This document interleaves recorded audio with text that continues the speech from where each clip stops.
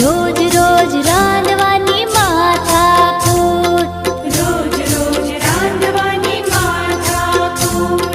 દાદા કહે દાળ ભાત, દાદા કહે દાળ ભાત, દાદી કહે ખીચડી કઢી, દાદી કહે ખીચડી કઢી.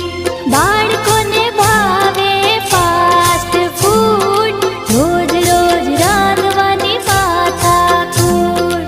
બાળકોને ભાવે ફાસ્ટ ફૂડ, રોજ રોજ રાંધવાની માથાકૂટ. રોજ રોજ રાંધવાની